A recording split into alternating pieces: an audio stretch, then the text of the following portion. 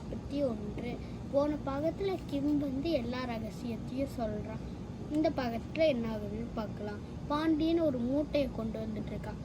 Doctor கேட்குறாரு, அது என்ன மூட்டைன்னு.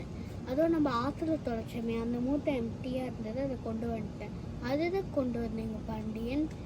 இல்லை, இதில் தான் நான் கற்கள், அங்கே இருக்கிற தாவரங்கள், எல்லா டீட்டெயில்ஸையும் கலெக்ட் பண்ணியிருக்கேன் ஆதாரம் மாதிரி.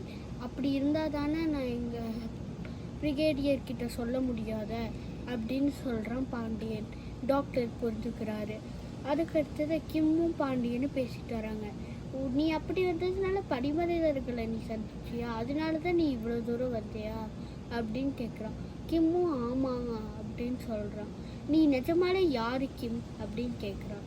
கிம் சொல்கிறான், நான் தான் புத்தர் அப்படின்னு. புரியலையே அப்படின்னு பாண்டியன் சொல்கிறான். நான் தான் புத்தரோட அடுத்த பிறவி. டாக்டர் அதிர்ச்சியில் இருக்காரு. அதே சமயம் பாண்டியனுக்கும் டாக்டருக்கும் அழுகிற நாத்தம் ஒன்று அடிக்குது.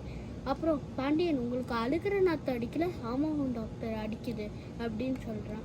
அப்புறம் அந்த மூட்டையை ஓப்பன் பண்ணி பார்த்தா இருக்கிற தாவரங்கள் எல்லாமே அழிஞ்சு போயிடுது. அப்புறம் ஒரே ஒரு தாமரம் மட்டும்தான் இருந்தது. அது ஒரு தாமரை பூ தான். அந்த தாமரை பூவை கிம் வாங்குறான். வாங்கின உடனே அது ஒரு தங்க தாமரையாக மாறுது. அந்த தங்க தாமரையை கிம் தூக்கிட்டு போயிட்டு இருக்கான். அப்புறம் பாண்டியனும் ஃபாலோ பண்ணுறான். அப்போ 2 பிட்சுக்கள் வராங்க. அவங்க யாருன்னு பார்த்தீங்கன்னா, ஆரம்பத்தில் ஒரு பிட்சுக்கள் 4 பேர் பார்த்தோமே, அவங்க என்ன சொல்கிறாங்க, நாங்கள் செத்தாலையும் எங்களோட அடுத்த தலையிலாமா வர வரைக்கும் நாங்கள் இங்கே தான் இருப்போம், தலைமை இல்லாமல் வர வரைக்கும் நாங்கள் இங்கே தான் இருப்போம் அப்படின்னு முடிவெடுத்த பிட்சுக்கள் தான் அவங்க. அதே மாதிரி கிம் தான் அவங்க தலைமை இல்லாமல். என்னது விசித்திரமாக இருக்குது. டாக்டர் போய் கிம் காலில் விழுறான். பாண்டியன் இப்படின்னு கை குப்பி வணங்குறான். அப்புறம் கிம் டாக்டரையும் ஆசீர்வதிக்கிறான். அதுக்கடுத்தது போகிறாங்க, கிம் எல்லாரும் போகிறாங்க.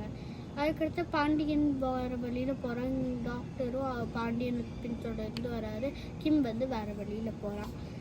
அப்புறம் இதோட இந்த பாகம் முடியுதான்னு கேட்டிங்கன்னா கிடையாது. இன்னும் 2 பாகம் இருக்குது.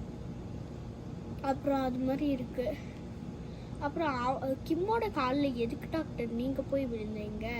அவன் ஒரு மலையில் வாழ்கிற ஒரு பையன், அவனுக்கு அறிவு உங்களை விட அதிகமாக கிடையாது அப்படின்னு சொல்கிறான். ஏனா அப்படின்னு டாக்டர் சொல்கிறத விட இந்த பகுதி முடியுது. நன்றி, வணக்கம்.